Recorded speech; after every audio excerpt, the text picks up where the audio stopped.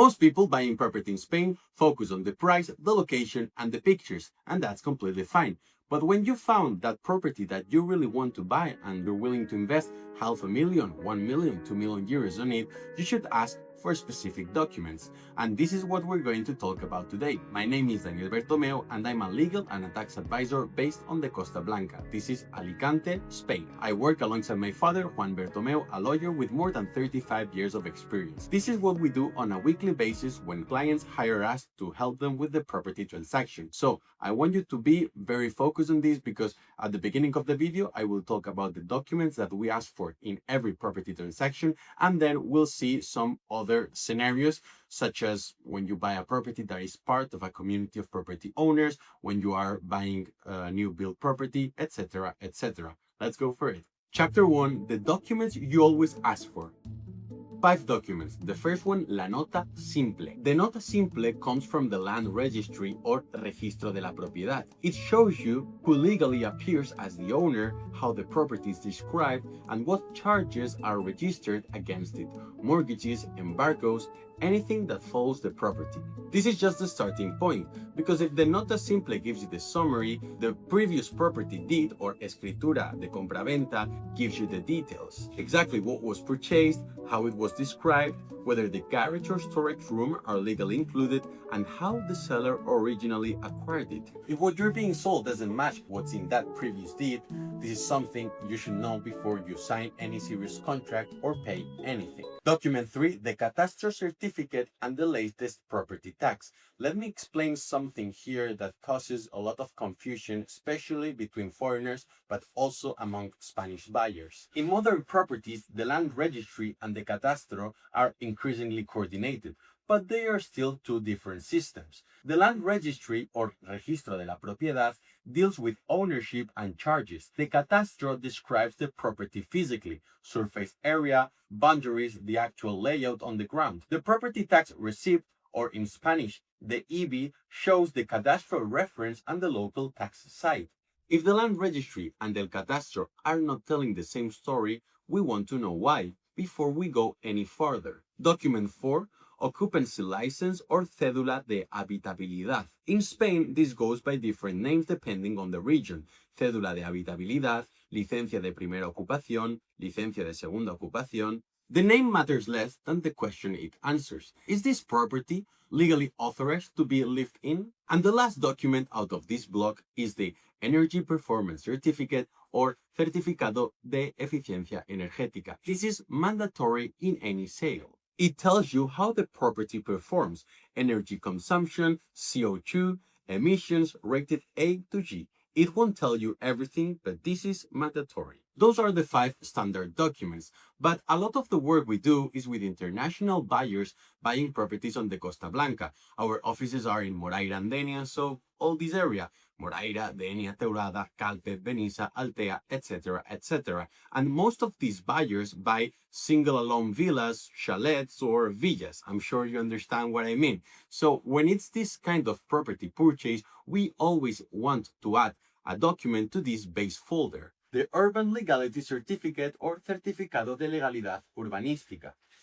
This is a planning check from the local town hall, an urban legality certificate, because there are situations where something doesn't appear in the land registry, but it does exist at town hall level, an illegal extension, a planning restriction, something that can seriously affect what you can do with that property. The registry will not always catch it, the town hall will. Let's move to the second chapter, and this applies if you're buying a property that is part of a community of property owners, or I think in America you call it homeowners association. I think you understand me. So in addition to what I just said, you also have to ask for the Community Debt Certificate or Certificado de Deudas con la Comunidad. This document confirms whether the seller is up to date with all community fees, ordinary expenses, extraordinary ones, and approved contributions to the reserve fund. Under Spanish law, the seller must provide this before the deed is signed. Without it, the notary cannot authorize the transaction unless the buyer explicitly waives it. Do not waive it, ever. The next document that you will need is Actas de la Comunidad, or in English, it would be something like Community Meeting Minutes. This is where the real story of the building lives. Approved works. pending repairs, roof issues, lift replacement, facade problems, difficult neighbors, unpaid fees. None of this shows up in the visit. None of it shows up in the nota simple. Los estatutos de la comunidad, or community rules and statutes. This is very important, especially if you want to do short-term rentals. Basically, when you're buying an apartment in Spain, you're not just buying that apartment, but you are buying into a set of rules, what you can do, what you cannot do, and these kind of obligations all appear in the Estatutos de la Comunidad. And especially for short-term rentals, I have other videos talking about this, so you can check them after watching this one. It's mandatory for the community of property owners to register this prohibition in the Estatutos de la Comunidad. And the last document regarding apartments is the Building Inspection Report, the ITE or la IEE. If the building is old, ask whether a technical inspection report exists. In Spain, this goes by different names depending on the region, ITE, IEE, or an equivalent. The obligation, the age threshold, and the type of report vary by regions and municipalities. Chapter 3, New Build Properties or Obra Nueva. These are properties that do not exist or they've just been finished, so the kind of documents that you need are quite different. The first one is the first occupancy license or licencia de primera ocupación. This is issued by the local authority, confirming that the building was completed according to the approved project and that it's legally fit to be occupied. Without this, the property cannot be legally inhabited, and in many regions, without it, you cannot even connect the utilities. La memoria de calidades, or the quality specification report. This is the developer's written confirmation that they deliver what they committed to. Materials, finishes, appliances, insulation, everything. This is the document that turns the kitchen will be full equipped into something you can actually hold them to. Because with all the due respect to developers in Spain, their verbal promises are worth nothing. And I want to insist on something. If you're buying a new build property or an off-build property, make sure that the qualities are aligned with what you signed in the contract. Because this is something that I can tell you from first-hand experience that happens a lot. That one thing is what they tell you, but then they give you the contract. Well, you don't see the qualities. You will see that it's very good, but later you will find out things. This happens a lot. And finally, the building file and the legal warranties. In Spain, new builds come with statutory warranties under the Building Regulations Act. 1 year for finishing defects, 3 years for habitability issues, and 10 years for structural damage. The building file collects all the technical documentation of the construction. You are entitled to receive this at handover. And if you're buying off-plan, paying before the property is finished, there's one more document I want to see. The Advance Payment Guarantees or Garantía de Cantidades Anticipadas. This is a written confirmation that your payments are protected by an advance payment guarantee and that the funds are going into the developer's designated special account. This is not optional. If a developer doesn't want to cooperate on this, this is your answer.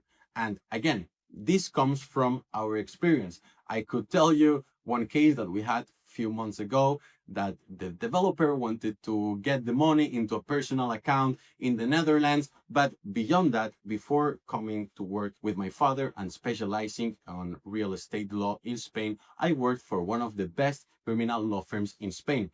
And I was very used to defend these kind of criminals. And this is a very common practice. So watch out. These are the main documents. Of course, this is not all of the documents because every case, every property purchase is different. But with this, at least you have a general idea.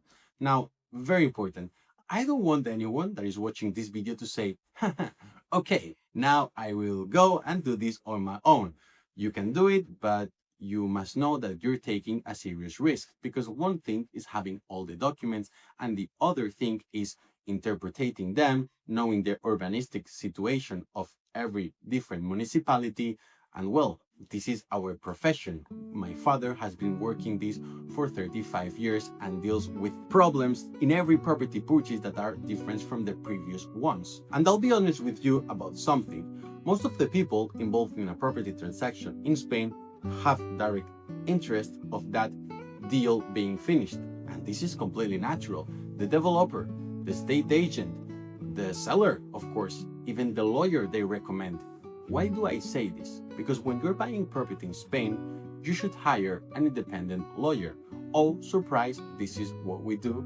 Oh, surprise, if you're buying property, I recommend you to contact us.